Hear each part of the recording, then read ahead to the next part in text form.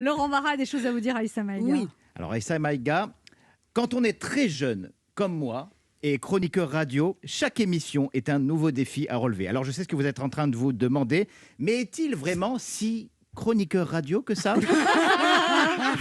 Je ne sais pas pourquoi vous rigolez. Eh bien oui, Aïssa Maïga, c'est mon métier depuis 3 ans. Bon, après, vous l'aurez compris, en voyant ces quelques petites rides sur le coin de mes yeux, j'ai tendance à parfois me rajeunir un petit peu. J'ai 42 ans, hein. C'est plus tout à fait jeune, ça. C'est un bel âge. Merci, hein. Sauf pour le gouvernement français qui me répète chaque jour que je suis encore bien trop juvénile pour recevoir une dose de Pfizer et d'AstraZeneca. Et quelque part, même si j'ai très envie d'être vacciné, ça flatte mon ego, hein.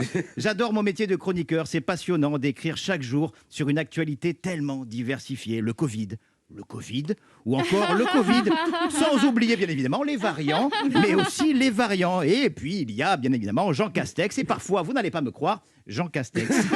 Bref, une mine d'informations. Et puis, il y a ces moments magiques où l'on retrouve toutes et tous nos regards d'enfants avec les portraits des invités. Artistes, écrivains, chanteuses, sportifs, Zizou, on t'attend. Comédiennes se succèdent chaque semaine dans ce studio et il m'arrive parfois, regardez, d'avoir la main qui tremble en tenant ma feuille devant eux. C'est vrai en plus. C'est le cas ce matin. Aïssa Maïga, femme engagée, solaire, profondément humaine et surtout comédienne brillante. Je ne me souviens pas d'un mauvais film avec votre nom au générique. Pourtant, c'est en 2007 que je vais réellement faire votre connaissance dans une comédie romantique apparemment inspirée de ma propre histoire.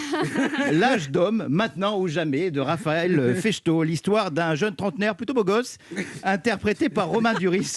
Pourquoi vous rigolez tout ça ? Non, c'est pas toi alors. Interprété par Romain Duris, qui a du mal à s'engager dans sa relation amoureuse, ce qui brise le cœur de Tina, sa petite amie, en l'occurrence vous, Aïssa Maïga.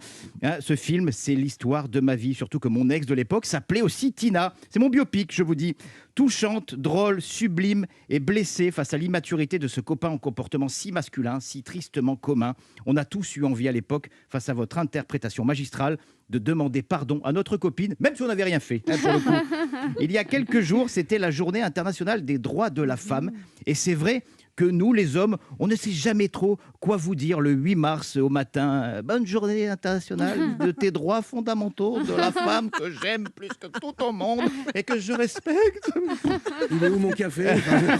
Eh bien, aujourd'hui, mercredi 10 mars, je suis heureux et fier de rendre hommage à ma mère, à ma grand-mère, à mes collègues de travail ici présentes, à mes ex que j'ai parfois fait pleurer sans le vouloir et à toutes les femmes en dédiant cette chronique à la comédienne, à la femme libre et à la présidente du jury fiction du festival du film de Luchon, Madame Aïssa Maïga, qui sublime à chaque rôle, à chaque intervention publique, un mot trop souvent oublié, égalité.